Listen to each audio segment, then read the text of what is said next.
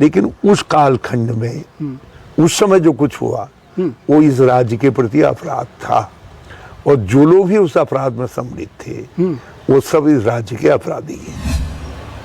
आज ये तो बिल्कुल स्पष्ट है कि कम से कम 1000 करोड़ रुपए में ये दल बदल सब करवाया गया। 1000 करोड़ रुपए। मेरे पास पुख्ता जानकारियां हैं कि हमको 10 करोड़ रुपया ऑफर किया गया। यहाँ एक्स विधायक हैं जो उस समय विधायक थे, उन्होंने कहा मेरी गाड़ी में 5 करोड़ रुपया रखा जबरदस्ती। मैंने कहा मैं जहर खाना पसंद करूंगा लेकिन मैं पैसा नहीं लूंगा। जो दल बदलू थे उनका निष्कासन को सुप्रीम कोर्ट ने भी उचित समझा। वो निष्कासित रहे, उन पर वो दाग हमेशा रहेगा कि वो दल बदल के लिए निष्कासित रहे, और ये हमेशा चिपका रहेगा कि हाई कोर्ट ने कहा है कि ये महापापी है। हरीश रावत जी, अब सवाल यह उठता है कि हरीश रावत मुख्यमंत्री थे, विद्रोह करके आपके विधायकों ने जो है सरकार आपकी गिराने की कोशिश की और भाजपा में चली गई। हरीश रावत क्या दिल से माफ़ कर पाए हैं या उनको नहीं कर पाए, ये बड़ा सवाल है। लोग कहते हैं कि अभी भी हरीश रावत जी माफ़ नहीं कर पाए उनको दिल से। देखिए, ये 2016 का जो घटनाक्रम है, इसको हरीश रावत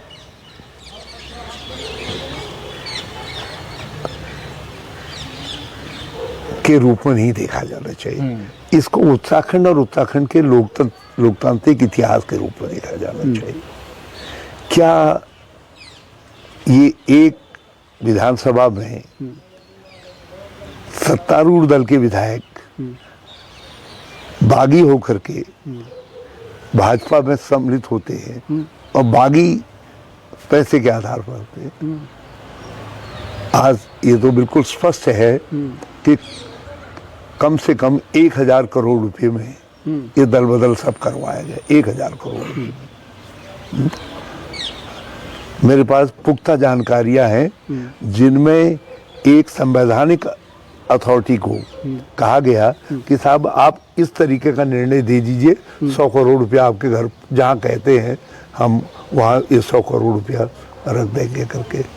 यहाँ विधायकगण हैं जिन्होंने ऑन रिकॉर्ड है, आप ही जैसे लोगों के सामने कहा है कि हमको 10 करोड़ रुपया ऑफर किया गया। यहाँ एक्स विधायक हैं जो उस समय विधायक थे, उन्होंने कहा मेरी गाड़ी में 5 करोड़ रुपया रखा जबरदस्ती। मैंने कहा मैं जहर खाना पसंद करूंगा लेकिन मैं पैसा नहीं लूंगा। तो इसका मतलब है पैसे का खेल हुआ, दल बदल पैसे से हुआ।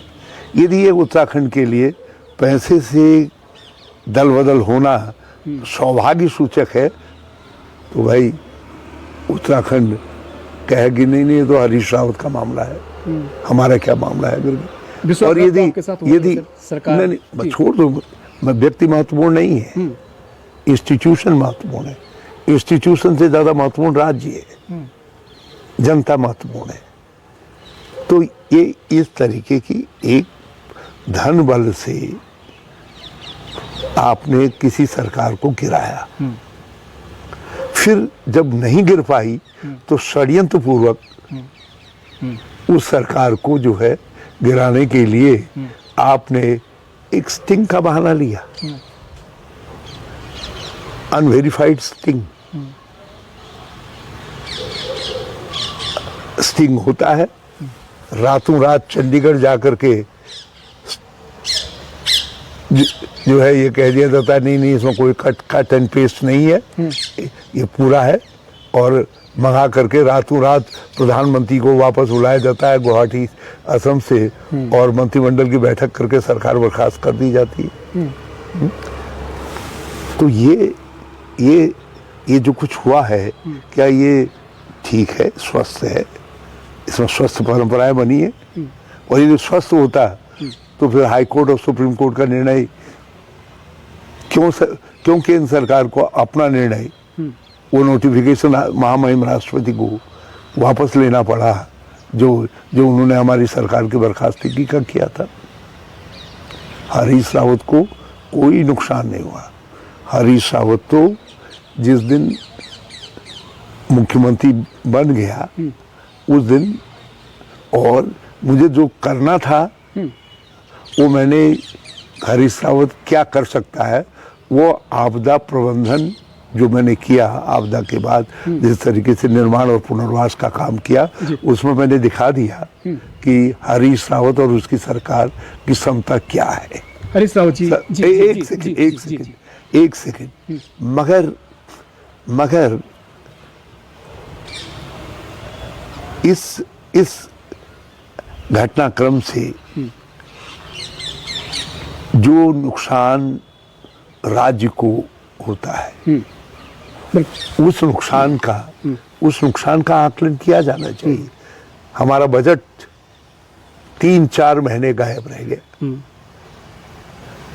विधानसभा ने पारित कर दिया था और गवर्नर ने कहा, मैंने राष्ट्रपति को भेज दिया, राष्ट्रपति कहे कि वो तो हमने लॉ को वेरीफाई करने के लिए भेजा है, कोई कहीं कहे 4 महीने हमको बजट नहीं मिला। सरकार तो हमारी वापस आ गई, केंद्र सरकार को अपना नोटिफिकेशन वापस लेना पड़ा, सुप्रीम कोर्ट में मुंह की खानी पड़ी। जो दल बदलू थे उनका निष्कासन को सुप्रीम कोर्ट ने भी उचित समझा। वो निष्कासित रहे, उन पर वो दाग हमेशा रहेगा कि वो दल बदल के लिए निष्कासित रहे, और ये हमेशा चिपका रहेगा कि कोर्ट ने, हाई कोर्ट ने कहा है कि ये महापापी है, तो वो उन पर हमेशा चिपका रहेगा दाग। लेकिन ये व्यक्ति हरीश रावत के रूप में नहीं देखा जाना चाहिए, इसको राज्य के रूप में देखा जाना चाहिए। मेरा दुर्भाग्य है इस बात का कि मैं इस राज्य के अंदर, मुझे ऐसे पैरोकार नहीं मिले जो ये कहें कि नहीं, ये हरीश रावत पर चोट नहीं, इस राज्य पर चोट है, इस राज्य के संस्कृति पे चोट है, राजनीतिक संस्कृति पे चोट है, इसके मूल्य और मान्यताओं पर चोट है, इस राज्य के गरीबों पर चोट है। 4 महीने बजट जाने का मतलब है पूरा साल बेकार हो जाना। तो एक वित्तीय वर्ष को बेकार कर दिया गया राज्य की, तो ये इसका अपराधी कौन है? तो इसलिए इसको हरीश रावत के समा और न समा से नहीं जोड़ा जाना चाहिए। राजनीति के अंदर बहुत सारे ऐसे निर्णय भी लेने पड़ते हैं जो निर्णय जो है बहुत कटु होते हैं और आप उनसे सहमत भी नहीं होते हैं, लेकिन उसके बावजूद भी जो है आपको उन निर्णयों के साथ खड़ा होना पड़ता है।